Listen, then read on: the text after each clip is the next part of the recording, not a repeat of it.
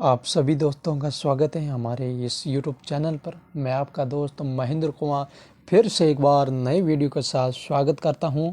और आज का हमारा टॉपिक है इतिहास जानने के स्रोत। अध्याय 3 है, कक्षा 6 की बुक है हमारा राजस्थान। हम करते थे राजस्थान अध्ययन की ये सीरीज हमारी अध्याय 3 तक पहुँच गई है। कक्षा 6 के अध्याय 3 तक जो लगभग 10-12 क्वेश्चन है इस इतिहास जानने के स्रोत के जो इम्पोर्टेंट हमारे माने जाते हैं, जो महत्वपूर्ण प्रश्न के बारे में हम इस वीडियो के अंदर चर्चा करेंगे। जो वही प्रश्न है जो राजस्थान कर्मचारी चयन के फेवरेट क्वेश्चन माने जाते हैं। तो चलिए हम शुरू करते हैं। पहला क्वेश्चन आपकी स्क्रीन पर है कि इतिहास जानने के स्रोत को कितने भागों में विभाजित किया जा सकता है। तो एक तो हो गया हमारा पुरातात्विक और दूसरा हो गया साहित्यिक स्रोत। पुरातात्विक यानी जो खनन के अंदर मिलते हैं वही, और साहित्य के अंदर जो अभिलेख लिखे गए प्राचीन समय में वही। इतिहास जानने के दो महत्वपूर्ण साधन हैं हमारे पास, एक तो पुरातात्विक और दूसरा है हमारे पास साहित्यिक स्रोत। क्या है? साहित्यिक स्रोत। तो अगला क्वेश्चन है, दूसरा क्वेश्चन, प्राचीन भारत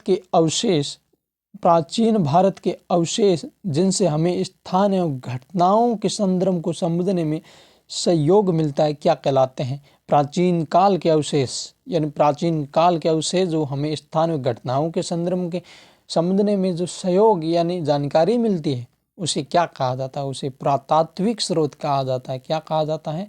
पुरातात्विक स्रोत कहा जाता है। अगला क्वेश्चन, तीसरा क्वेश्चन आपकी स्क्रीन पर, कि प्रतिहारों की जानकारी हमें किस अभिलेख से मिलती है?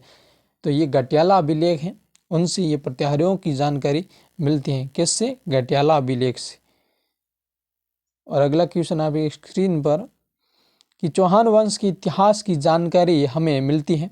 चौहान वंश की पहले प्रतिहारों की जानकारी हमें घटियाला अभिलेख से मिलती है, और चौहानों की जानकारी हमें बिजोलिया शिलालेख से मिलती है। किससे? बिजोलिया शिलालेख से मिलती है। पांचवा क्वेश्चन है, रावल समर सिंह के युग की जानकारी हमें किस अभिलेख से मिलती है? रावल समर सिंह।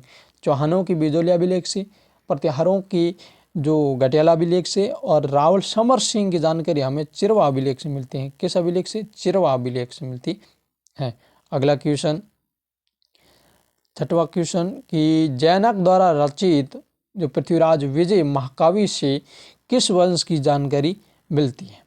ये जैनक द्वारा रचित है। पृथ्वीराज विजय एक रचना है, पृथ्वीराज विजय, इसकी रचना की थी जैनक ने, और इसकी चौहान वंश की इसमें जानकारी मिलती है। अगला क्वेश्चन, कि हमीर महाकाव्य किसकी रचना है?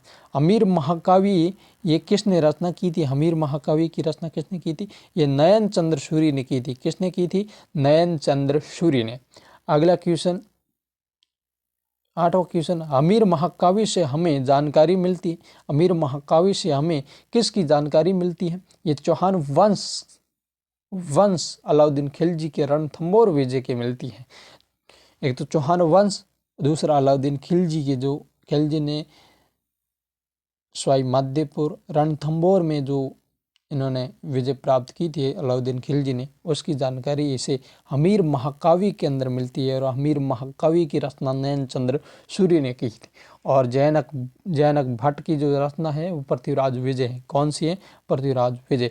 नौवां क्वेश्चन है, पश्चिम भारत की यात्रा किसकी रचना है?